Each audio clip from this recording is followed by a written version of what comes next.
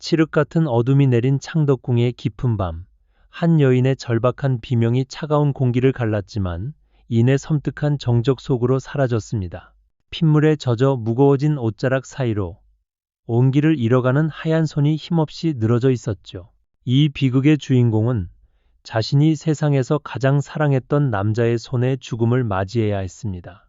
대체 무엇이 숭고한 사랑을 이토록 끔찍한 파멸로 이끌었을까요? 역사가 애써 감추려 했던 그날의 진실이 궁금하시다면 지금 바로 채널을 구독하고 역사의 어두운 이면을 함께 파헤쳐 주시기 바랍니다.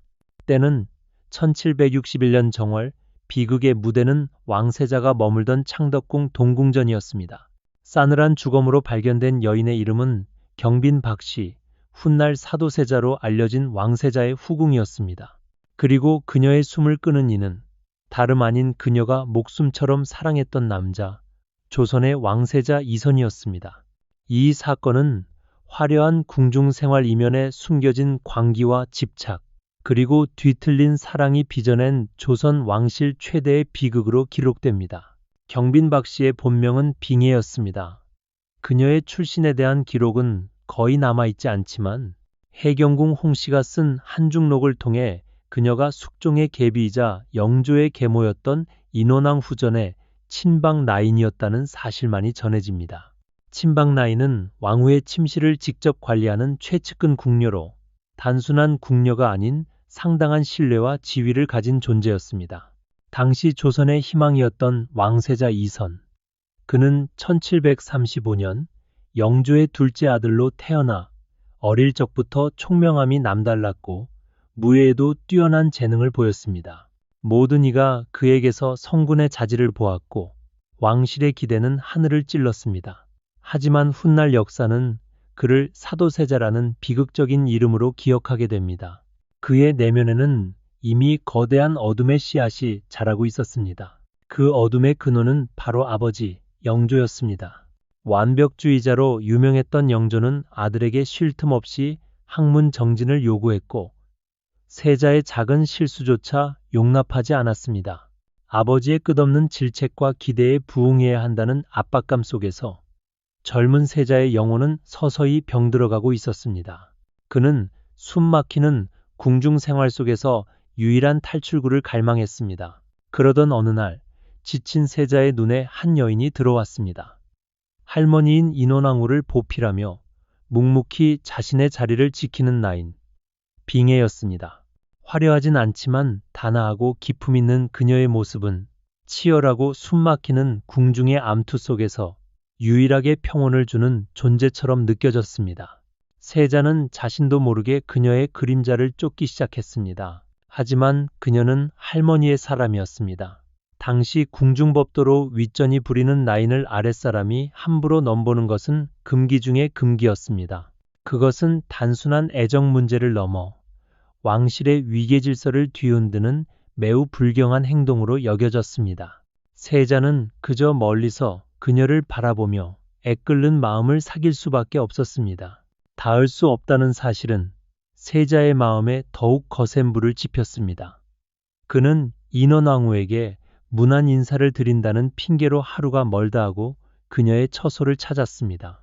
그 짧은 순간 스치듯 마주치는 빙예의 모습은 세자에게 달콤한 고통과도 같았습니다. 이룰 수 없는 사랑에 대한 갈망은 점차 위험한 집착으로 변해가고 있었습니다. 1757년 운명의 전환점이 찾아왔습니다. 인원왕후가 세상을 떠난 것입니다. 온 나라가 슬픔에 잠겼지만 세자에게는 이 죽음이 자신을 올가매던 마지막 족쇄가 풀리는 순간이었습니다. 이제 그와 빙의 사이를 가로막던 마지막 장벽이 사라진 셈이었습니다. 세자는 더 이상 자신의 감정을 억누르지 않기로 결심합니다. 인원왕후의 3년상이 채 끝나기도 전인 그해 9월, 세자는 마침내 빙예를 자신의 후궁으로 삼았습니다. 아버지 영조의 허락도, 왕실의 공식적인 절차도 모두 무시한 독단적인 결정이었습니다. 이 무모하고 충동적인 행동은 훗날 그를 파멸로 이끌 거대한 비극의 서막을 여는 신호탄이 되었습니다. 왕실 전체가 그의 대담한 행동에 경악했습니다. 이 소식을 전해 들은 영조는 불같이 노했습니다. 단순히 예법을 어긴 것을 넘어 돌아가신 어머니 뻘 되는 인원왕후에 대한 끔찍한 모독으로 여겼기 때문입니다. 영조는 당장 세자를 불러 네가 어찌 짐승과 같은 짓을 하느냐 라며 호되게 꾸짖었고 빙해를 즉시 궁 밖으로 내치라는 엄명을 내렸습니다. 서슬퍼런 왕의 분노에 궁궐은 얼음장처럼 차갑게 얼어붙었습니다. 하지만 세자는 순순히 아버지의 명을 따르지 않았습니다. 그는 자신의 누이인 화여봉주와 화와농주의 처소에 빙해를 몰래 숨겨두었습니다. 아버지의 포갑에 맞선 아들의 첫 번째 반항이자 사랑하는 여인을 지키기 위한 절박한 몸부림이었습니다. 옹주들 역시 오빠의 위태로운 사랑을 안타깝게 여겨 위험한 부탁을 들어준 것이었습니다. 그러나 꼬리가 길면 밟히는 법. 영조는 결국 빙해가 아직 궁 안에 있다는 사실을 알게 되었고 이번에는 이전과 비교할 수 없을 정도로 격노했습니다. 왕의 분노가 극에 달하자 세자는 모든 희망이 사라졌다고 느꼈습니다. 그리고 그는 누구도 예상치 못한 충격적인 행동으로 자신의 절망을 표출했습니다. 깊고 차가운 우물. 세자는 망설임 없이 그곳으로 몸을 던졌습니다. 조선왕조실록에는 이 사건이 낙상 즉 발을 헛디뎌 우물에 빠졌다고 간략히 기록되어 있지만 한중록에는 그가 스스로 우물에 뛰어들었다고 분명히 기술되어 있습니다. 왕세자의 자살 소동은 궁중을 발칵 뒤집어 놓은 전대미문의 사건이었습니다. 그에게 빙해는 단순한 여인이 아니었습니다. 아버지의 끝없는 질책과 압박 속에서 유일하게 기댈 수 있었던 안식처이자 스스로의 의지로 선택한 단 하나의 존재였습니다. 그런 빙해마저 빼앗긴다면 더 이상 살아갈 이유가 없다고 생각했을지도 모릅니다. 이는 사랑을 지키기 위한 투쟁이자 아버지의 억압에 대한 가장 극단적인 저항이었습니다. 다행히 세자는 주변의 만류로 목숨을 건졌습니다. 아들의 극단적인 행동에 충격을 받은 영조도 결국 한 발 물러설 수밖에 없었습니다. 영조는 마지못해 빙해가 궁에 남는 것을 허락했지만 그녀에게 정식 후궁의 지위인 빈이나 귀인이 아닌 종육품 궁녀의 품계인 수칙, 서적을 내렸습니다. 이는 세자의 여인이 돼 결코 왕의 며느리로는 인정할 수 없다는 마지막 자존심이었습니다. 그렇게 빙해는 박수칙이라는 이름으로 세자의 곁에 머물게 되었습니다. 위태로운 시작이었지만 두 사람 사이에는 곧 사랑의 결실이 찾아왔습니다. 1758년의 딸 청근홍주가 이듬해에는 아들 은원군이 태어났습니다. 세자는 두 아이와 박씨를 지극정성으로 아꼈고 잠시나마 동궁전에는 평범한 가족의 행복한 웃음소리가 울려 퍼졌습니다. 세자의 사랑은 점점 더 깊어졌습니다.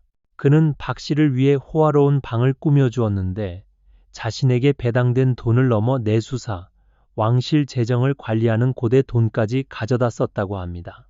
해경궁 홍씨는 이를 두고 아니 갖춘 세간이 없더라라고 기록하며 박씨의 방이 얼마나 사치스러웠는지를 묘사했습니다.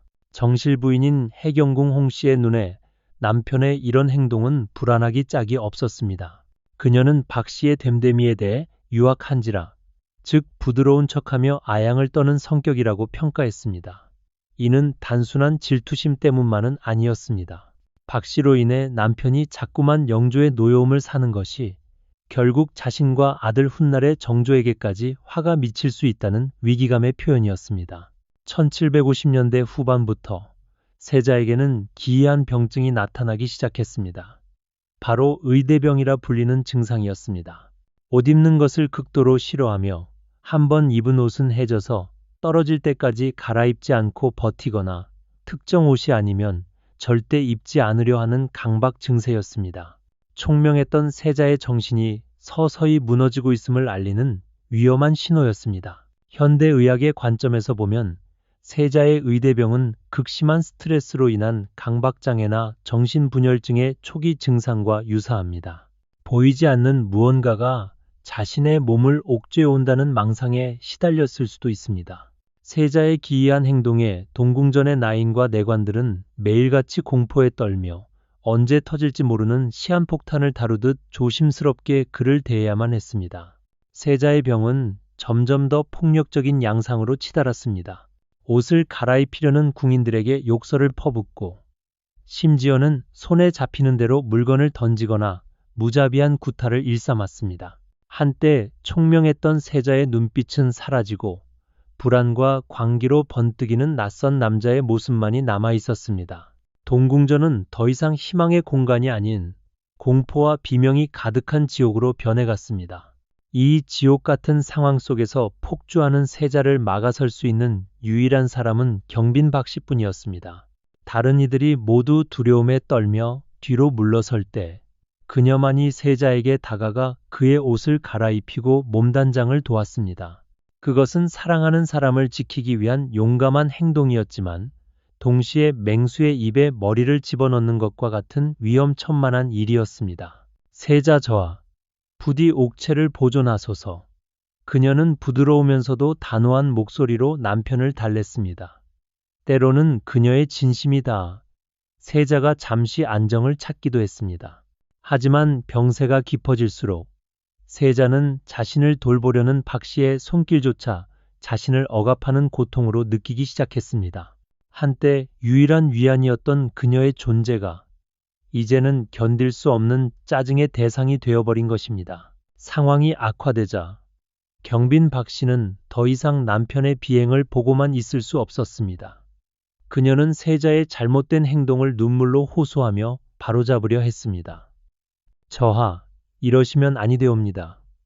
부디 예전의 총명하신 모습으로 돌아와 주시옵소서. 이는 그를 진정으로 사랑했기에 할 수 있었던 간언이자 나락으로 떨어지는 남편을 붙잡으려는 마지막 외침이었습니다. 훗날 영조실록에는 영조가 사도세자를 꾸짖는 대목에서 이 상황을 암시하는 기록이 나옵니다. 그 사람 경빈 박씨 강직하여 너의 비행에 대해 간하다가 이로 인해 죽었을 것이다. 왕조차도 그녀가 세자의 잘못을 바로잡으려다 죽음을 맞았음을 알고 있었던 것입니다. 그녀의 충언은 세자를 구원하기는커녕 오히려 자신의 목숨을 재촉하는 비수가 되었습니다. 이미 정신적으로 불안정한 상태였던 세자에게 아내의 진심 어린 충고는 잔소리이자 자신에 대한 공격으로밖에 들리지 않았습니다. 아버지 영조의 질책과 신하들의 비판에 이어 이제는 가장 사랑하는 여인마저 자신을 압박한다고 느꼈을 것입니다. 뒤틀린 그의 마음속에서 사랑은 증오로, 걱정은 비난으로 변질되었습니다. 동궁전에는 불길한 기운이 감돌았습니다. 궁인들은 세자의 눈치를 보며 숨소리조차 죽였고 해경궁 홍씨는 멀리서 이 모든 상황을 무력하게 지켜볼 뿐이었습니다. 모두가 끔찍한 비극이 다가오고 있음을 직감했지만 아무도 광기에 휩싸인 세자를 막을 수는 없었습니다. 폭풍전야의 고요함이 동궁전을 무겁게 짓눌렀습니다. 그리고 운명의 날인 1761년 1월의 어느 겨울날이 밝았습니다. 그날따라 하늘은 유난히 잿빛이었고 칼날 같은 바람이 궁궐의 기왓장을 스치며 울었습니다. 며칠째 잠을 이루지 못하고 망상에 시달리던 세자의 상태는 최악으로 치달았습니다. 그의 눈은 붉게 충혈되어 있었고 이성은 완전히 마비된 상태였습니다. 그날 아침 경빈 박씨는 여느 때처럼 세자의 의복을 들고 그의 처소로 향했습니다. 그녀의 얼굴에는 남편에 대한 깊은 연민과 함께 어떻게든 그를 진정시켜야 한다는 굳은 결의가 서려 있었습니다. 하지만 그녀는 알지 못했습니다. 그것이 그녀 인생의 마지막 아침이 되리라는 것을, 그리고 사랑하는 남편의 얼굴을 보는 마지막 순간이 되리라는 것을 말입니다. 문이 열리고 경빈 박씨가 방 안으로 들어서는 순간 세자의 광기 어린 시선이 그녀에게로 향했습니다. 또 너로구나. 나를 괴롭히러 온 것이냐. 그의 목소리는 낯설고 위협적으로 울렸습니다. 박씨는 애써 두려움을 감추고 침착하게 대답했습니다. 저하, 옥체를 돌보셔야 하옵니다. 용포를 입으실 시간이 옵니다. 하지만 세자의 눈에는 그녀의 손에 들린 용포가 자신을 올가맬 끔찍한 족쇄로 보였습니다. 그는 뒷걸음질 치며 소리쳤습니다. 그 더러운 것을 내게서 치워라. 그것이 나를 죽일 것이다. 그의 머릿속은 이미 현실과 망상이 뒤엉켜 끔찍한 혼돈 상태에 빠져 있었습니다. 경빈 박 씨는 조심스럽게 그에게 다가갔습니다. 그녀의 눈에는 남편에 대한 깊은 슬픔과 연민이 가득했습니다. 저하, 제가 곁에 있사옵니다.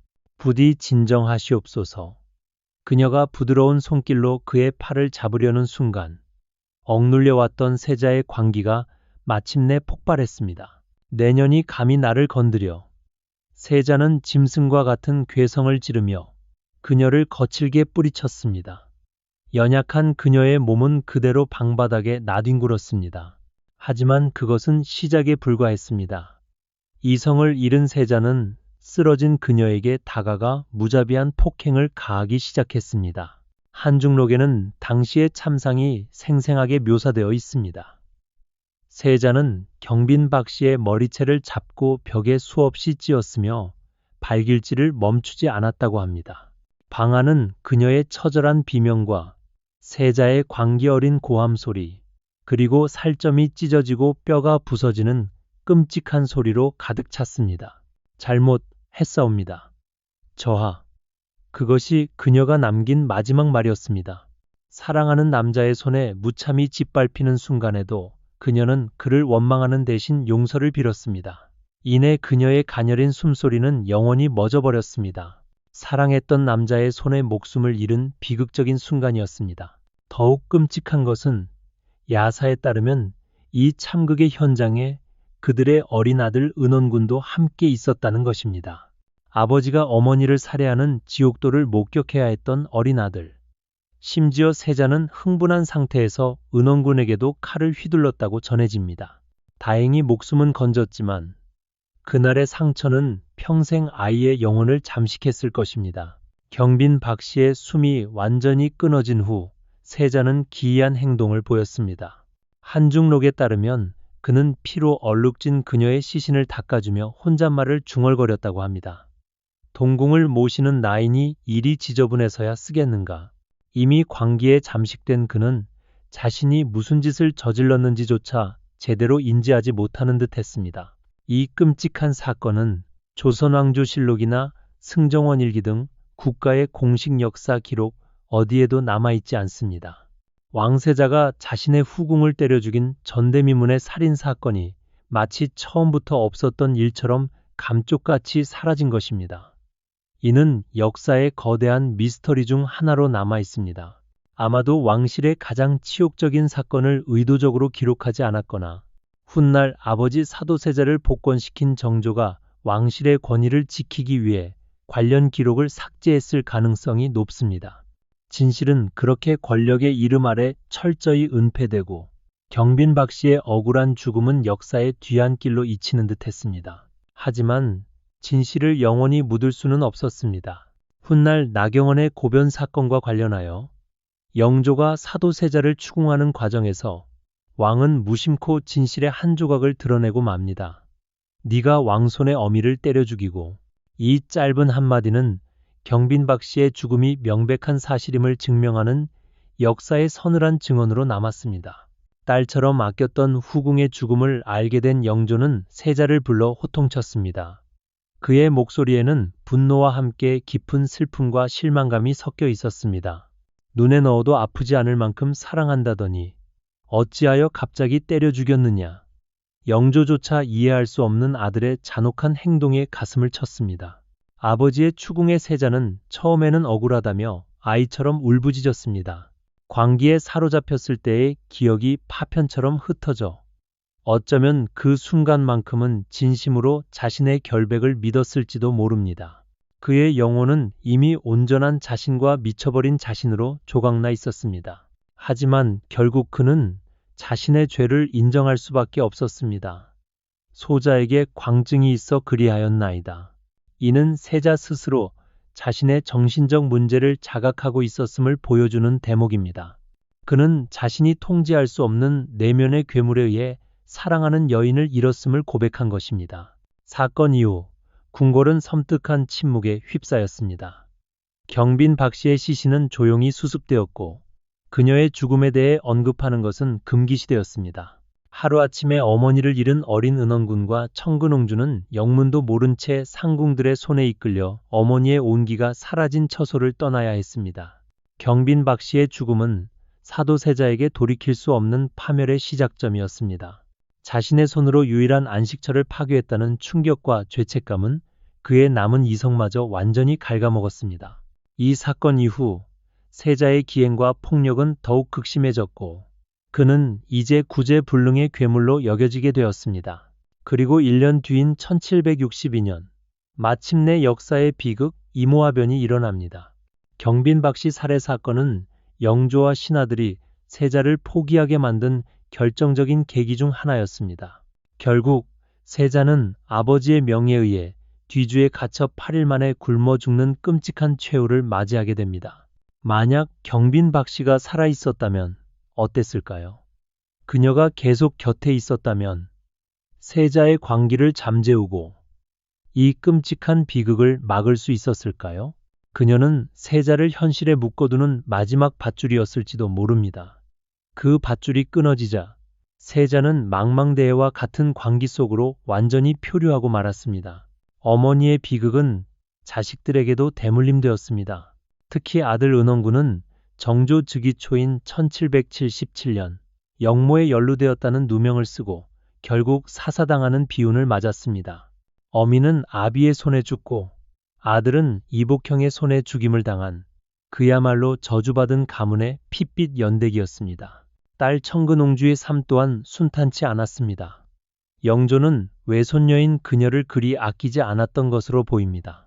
부마 간택을 끝내고도 무려 3년이나 지나서야 혼례를 치러주었으니 말입니다. 아마도 영조에게 그녀는 총애했던 며느리 해경궁 홍씨의 소생이 아니었을 뿐더러 아들의 끔찍한 죄를 떠올리게 하는 고통스러운 존재였을 것입니다.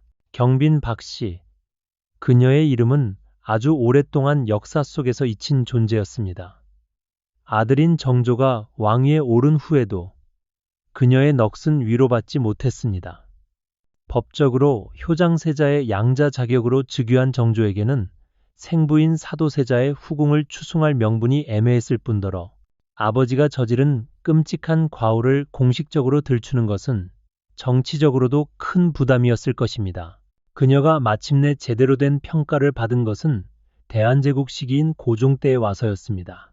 1899년 사도세자가 장조 의황제로 추존되면서 죽음의 문턱에서 남편의 곁을 지켰던 그녀 또한 종일품 귀인으로 추증되었습니다. 죽은 지 138년 만의 일이었습니다. 그리고 1901년 그녀는 다시 정일품 빈으로 추증되어 마침내 경빈이라는 아름다운 시호를 받게 됩니다. 경은 빛나다는 의미를 담고 있습니다. 가장 어두운 곳에서 가장 비참하게 쓰러져간 그녀의 삶이 140년이라는 긴 세월이 지나서야 비로소 한 줄기 빛을 보게 된 것입니다.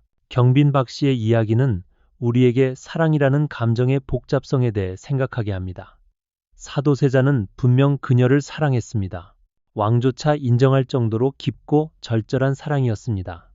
하지만 그 사랑이 결국 그녀의 목숨을 앗아간 것도 부인할 수 없는 사실입니다.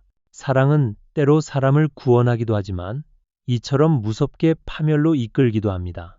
사도세자가 앓았던 정신질환은 현대 사회에서도 여전히 중요한 과제입니다. 지속적인 스트레스와 압박감, 그리고 아마도 유전적 요인까지 겹쳐 그의 병은 걷잡을 수 없이 커졌을 것입니다. 만약 그 시대에 정신질환에 대한 조금의 이해라도 있었다면 어땠을까요? 그의 이상 행동은 단순히 성격적 결함이나 불효로 치부될 것이 아니라 치료가 필요한 병으로 인식되었을 것입니다. 적절한 상담과 치료를 받을 수 있었다면 경빈 박씨의 비극적인 죽음은 물론 뒤주 속에서 생을 마감해야 했던 사도세자 자신의 운명도 막을 수 있었을지 모릅니다. 경빈 박씨의 입장에서 생각하면 더욱 안타깝습니다. 그녀는 사랑하는 사람을 바른 길로 이끌기 위해 자신의 목숨을 걸고 노력했습니다. 하지만 그 숭고한 희생은 결국 최악의 비극이라는 결과를 낳았습니다. 사랑하는 사람을 위한 헌신이 이토록 끔찍한 결말로 이어질 줄 누가 상상이나 했겠습니까? 이 이야기는 또한 조선 후기 왕실의 어두운 단면을 적나라하게 보여줍니다. 화려한 궁중 생활 뒤편에는 권력을 둘러싼 살벌한 갈등, 정치적 압박, 그리고 그 속에서 무력하게 희생되는 개인들의 눈물이 숨어 있었습니다. 개인의 행복이 정치적 이해관계에 따라 얼마든지 짓밟힐 수 있었던 시대였습니다. 특히 여성의 지위가 낮았던 조선시대의 경빈박 씨와 같은 후궁들의 삶은 더욱 위태로웠습니다. 왕이나 세자의 총애를 받을 때는 남부럽지 않은 생활을 누렸지만 그 총애가 식거나 예상치 못한 변수가 생기면 한순간에 모든 것을 잃고 나락으로 떨어질 수 있었습니다. 그녀의 삶은 바람 앞의 촛불과도 같았습니다. 그럼에도 불구하고 경빈박 씨의 이야기가 오늘날까지 전해질 수 있었던 것은 아이러니하게도 그녀의 경쟁자였던 해경궁 홍 씨가 남긴 한중록 덕분입니다. 물론 한중록의 기록이 완전히 객관적이라고 볼 수는 없습니다. 해경궁은 자신의 입장에서 사건을 해석하고 기록했을 가능성이 높습니다. 하지만 한중록은 당시의 참상을 생생하게 전해주는 귀중한 사료임이 분명합니다. 특히 사도세자의 정신적 문제에 대한 구체적인 묘사는 정신질환에 대한 지식이 전무했던 시대를 감안하면 놀라울 정도로 정확합니다. 이는 해경궁이 직접 목격하고 경험한 생생한 공포를 바탕으로 썼기 때문일 것입니다. 한중록을 통해 우리는 단순히 역사적 사실을 넘어 당시 사람들의 절박했던 감정과 심리를 엿볼 수 있습니다. 경빈박 씨의 이야기도 바로 그런 맥락에서 이해해야 합니다. 그녀는 단순히 역사의 한 페이지를 장식하는 비운의 후궁이 아니라 격동의 시대 속에서 사랑하고 고뇌하고 희생했던 한 명의 인간이었습니다. 그녀의 짧은 생애는 우리에게 여전히 많은 질문을 던지고 있습니다. 사도세자의 병은 정말 치료가 불가능한 상태였을까요? 만약 현대의 의학 기술이 있었다면 다른 결과가 가능했을까요? 그리고 경빈박 씨의 죽음이 이모화변에 결정적으로 어떤 영향을 미쳤을까요? 이런 의문들이야말로 우리가 역사를 계속해서 공부하고 되새겨야 하는 이유일 것입니다. 사도세자에게 경빈박 씨는 분명 구원과도 같은 존재였을 것입니다. 아버지의 질책과 정치적 압박 속에서 지쳐가던 그에게 그녀의 사랑은 유일한 위안이었습니다. 하지만 동시에 그녀의 존재는 아버지와 갈등을 빚게 만드는 또 다른 부담이었고 그녀의 충고는 때로는 귀에 거슬리는 잔소리였을 것입니다. 경빈박 씨에게도 사도세자는 복잡한 존재였습니다. 자신을 궁녀의 신분에서 후궁으로 올려준 고마운 사람이면서 동시에 점점 광기에 빠져가는 위험한 남자이기도 했습니다. 이처럼 복잡하고 양가적인 감정들이 비극의 실타래처럼 얽히고 설켜 결국 두 사람 모두를 파멸로 이끌고 말았습니다. 경빈박 씨라는 이름은 이제 잊혀서는 안 될 이름입니다. 그녀는 단순히 사도세자의 희생양이 아니라 권력의 폭력성과 시대의 한계 속에서 한 인간의 존엄성이 어떻게 파괴될 수 있는지를 보여주는 상징이기 때문입니다. 그녀의 이야기는 진정한 사랑이 무엇인지, 그리고 그 사랑이 때로는 얼마나 가혹한 대가를 요구하는지를 우리에게 묻고 있습니다. 현대를 살아가는 우리에게도 그녀의 이야기는 시사하는 바가 큽니다. 사랑하는 사람의 잘못을 바로잡으려는 노력은 언제 선을 넘게 되는가? 우리는 주변 사람의 정신적 고통에 얼마나 귀를 기울이고 있는가? 개인의 행복이 더 큰 힘에 의해 좌우되는 상황은 과연 과거의 이야기일 뿐인가? 1761년 정월 창덕궁 동궁전에서 숨진 한 여인의 이야기를 들려드렸습니다. 경빈박 씨라는 이름의 그 여인은 사랑 때문에 살았고 사랑 때문에 죽었습니다. 그녀의 이야기는 단순한 궁중 로맨스를 넘어서 인간의 복잡한 감정과 시대의 한계를 보여주는 깊이 있는 드라마였습니다. 역사를 공부한다는 것은 단순히 과거의 사실을 외우는 것이 아닙니다. 과거를 살았던 사람들의 삶과 감정을 이해하고 그를 통해 현재를 돌아보며 미래를 준비하는 것입니다. 사랑과 권력, 희생, 그리고 인간의 존엄성, 이 모든 것들이 얽힌 경빈박 씨의 이야기는 조선 후기를 넘어 지금의 우리에게도 소중한 교훈을 줍니다. 그녀가 꿈꾸었을 평범한 행복과 그 행복을 지키기 위한 처절한 노력들이 헛되지 않기를 바라며 오늘의 이야기를 마칩니다. 여러분도 역사 속 인물들의 이야기에 더 많은 관심을 가져주시고 구독과 좋아요로 저희 채널을 응원해주세요.